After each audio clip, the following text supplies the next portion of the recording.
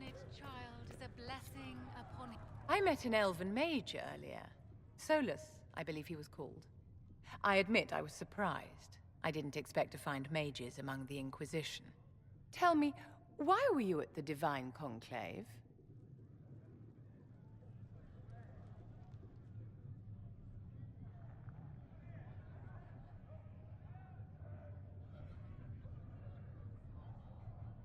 The war benefits no one. It must end, and order must be restored. If only the rebels saw things so clearly.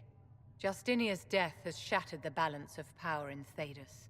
If it is not restored quickly, countless lives will be lost. Mages, Templars, innocent people of all kinds now look to the Inquisition to decide their fate.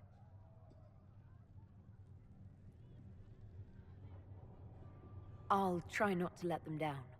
Failure is a luxury we cannot afford, my dear. For almost 1,000 years, the world believed it was in the hands of the Maker. And now many believe you are the agent of his will. Whatever the truth is, that belief gives you power.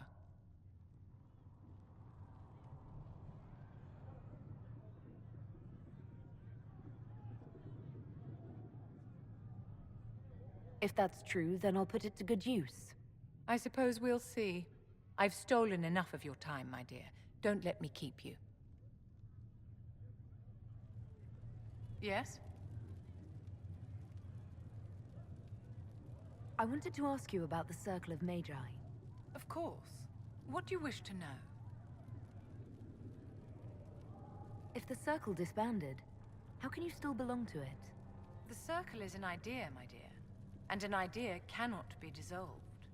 Many of the first enchanters voted for rebellion, caring little that anything short of a unanimous decision would pit mage against mage. Rather than dissolving it, Grand Enchantor Fiona's vote split the Circle in two. The rebels follow her, the loyalists follow me. If you led all the loyalists, why are you only First Enchanter and not Grand Enchanter?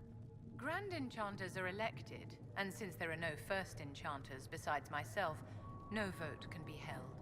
I could name myself Grand Enchanter, but the title holds no meaning now. When the circles are restored, that will change.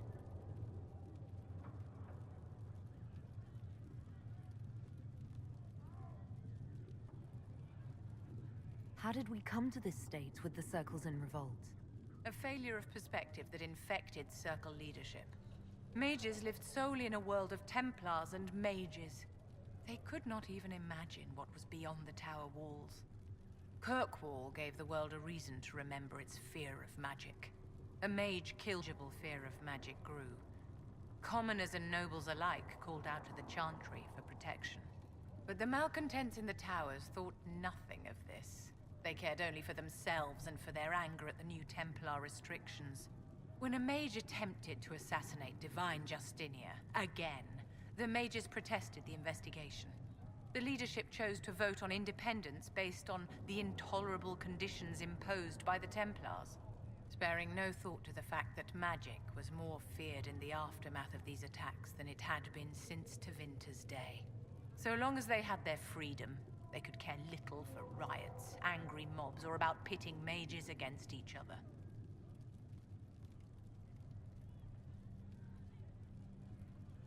Are you familiar with Grand Enchantor Fiona? We've met. Before her horrendously ill-timed and selfish vote for independence, I thought her adequate at her job.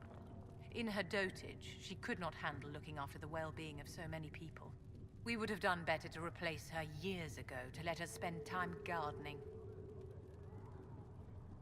Did they have cause to rebel? In the aftermath of their terrorist attacks? Was that really the most opportune time to break away? By all means protest abuses by the Templars. Just don't do it in a way that says mages support wholesale murder. By voting when they did, my colleagues all but declared war upon the ordinary people of Thedas. A war in which we are outnumbered 100 to 1. I thought the fighting was only between mages and Templars. Why are mages fighting mages? The vote for independence was carried by only a small margin, but Fiona chose to let the motion stand. Those who opposed a rash declaration of war against the entire free world had little choice. By breaking from the Chantry when they did, the rebels declared themselves in support of mass murder. Anyone who did not wish to support terrorism and the slaughter of innocents was forced to take arms against the rebels.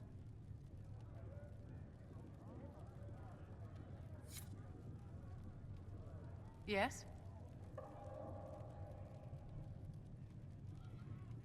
I'd like to know more about you, Madame Vivienne. Whatever would you like to know? Your accent's not Orlesian. Where exactly are you from? I am from the Circle, my dear. One's country of origin rarely matters there. But if you must know, I was born in Wycombe in the Free Marches. I was sent to the Ostwick Circle, but I transferred to Monsignor while still an apprentice. I'm curious how a Circle mage winds up a courtier. Nobody winds up at court, my dear. It takes a great deal of effort to arrive there. I caught the eye of Duke Bastien de Ghislaine, an advantageous connection that opened many doors. When the position of Enchanter to the Imperial Court became vacant, I was able to secure it.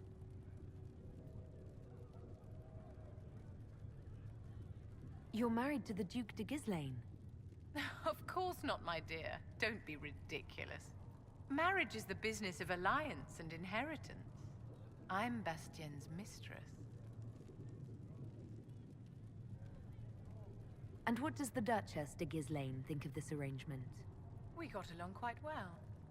Duchess Nicoline and I used to host musical salons together. She was a great patron of the arts. She passed away from a fever a few years ago, the poor dear.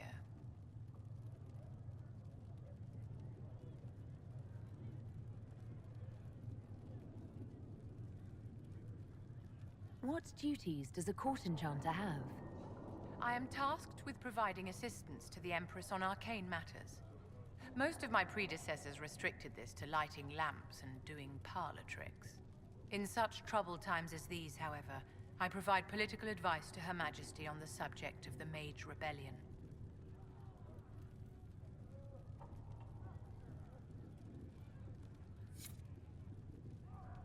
Yes?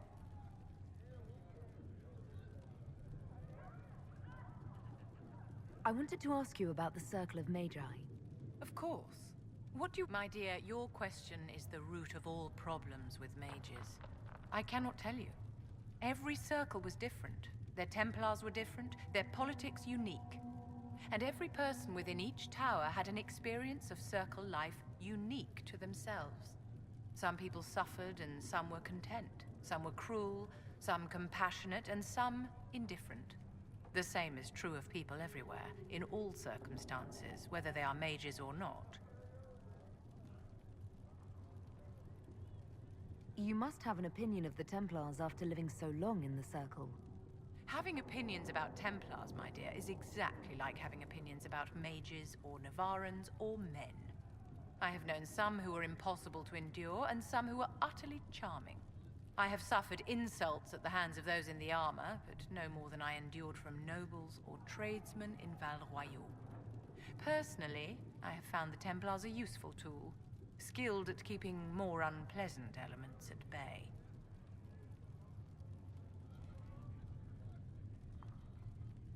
What was it like to live in a Circle? My dear, your question is the root of all problems with mages. I cannot tell you. Every circle was different. Their Templars were different, their politics unique.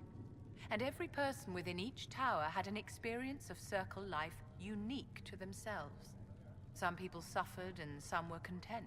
Some were cruel, some compassionate, and some indifferent. The same is true of people everywhere, in all circumstances, whether they are mages or not. So tell me about your personal experience with the Circle. I enjoyed life in the Montsimard Circle, my dear. It was an edifice devoted to knowledge and refinement. And mages need the company of other mages. No one else can truly understand the challenges we face, nor see the world as we do.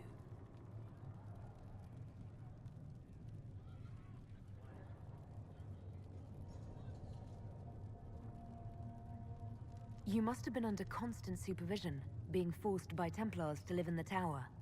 Was that hard to endure? My dear, I have a suite in the palace and a wing at my dear Duke Bastien's estate. I've never been forced to live anywhere. Most circles allowed mages to live away from the tower, either on their own or in service to the nobility. All that was required was permission from the first enchanter. Some circles were harsher in their restrictions. Kirkwall was the worst, but it was the exception. Most were quite permissive. Perhaps too permissive, in retrospect. Yes?